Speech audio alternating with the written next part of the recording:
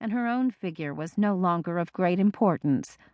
If her waist became too thick to be spanned by a man's hands, so be it. The only time a man would have called to grasp her waist would be to help her out of her wagon when she went to town, and not then if she could avoid it. "Ma, you're squinting again. If you don't stop, we'll need another milk cow to keep you stocked with wrinkle remedy." "The devil take wrinkles. What worries me is that I must need spectacles." Kate held the journal out as far as her arm would reach. "If I don't stop reading by candlelight, I'll be blind as a mole before I'm 30. Just the thought of having to give up her nightly reading time made Kate feel anxious. For 5 endless years, her husband Joseph had never allowed her to open a book save the Bible, and now that she could read whenever she wished, she couldn't get enough of it.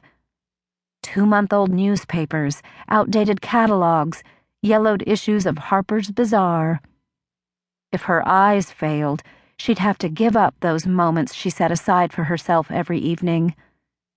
She didn't know why, but over the last few months, she had come to need that solitary time even more than she needed sleep, which was saying something.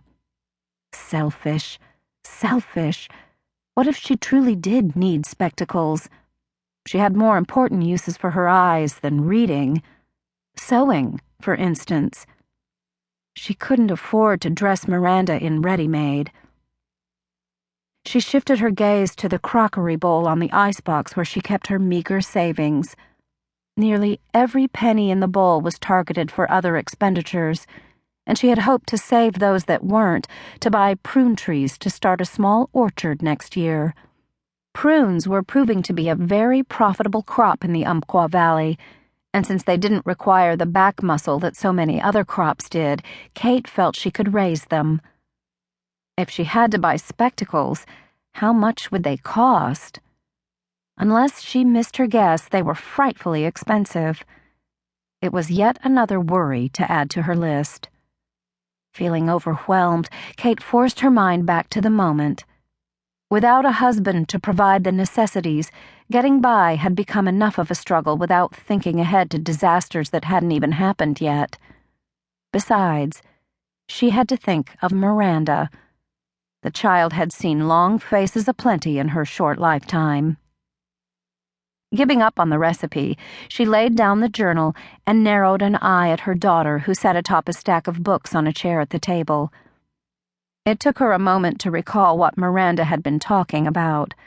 No small wonder, the child chattered like a squirrel gathering winter nuts. "Where did you hear that milk was a remedy for wrinkles?" Too short to see into the array of green baking canisters before her, Miranda was engaged in a touch-and-taste exploration of the ingredients Kate had set out on the table. Having just sampled the sugar, the child licked her finger again, stuck it in the baking soda, tasted, and shuddered. Kate hadn't the heart to scold. Not long ago, Miranda wouldn't have dared do such a thing. The change in her was nothing short of a miracle. Her small face still contorted with distaste, Miranda shuddered again before she answered Kate's question. "When we was in the general store, I heard Mrs. Raymer talkin'. She says Abigail Snipes, the dairyman's wife, has the purtiest confection in town 'cause her man has so many cows." "Complexion, not confection," Kate corrected. "And keep your fingers out of that saleratus. I don't mind you sneaking sugar, but the saleratus isn't to eat." "Pa ate it." "Only for indigestion."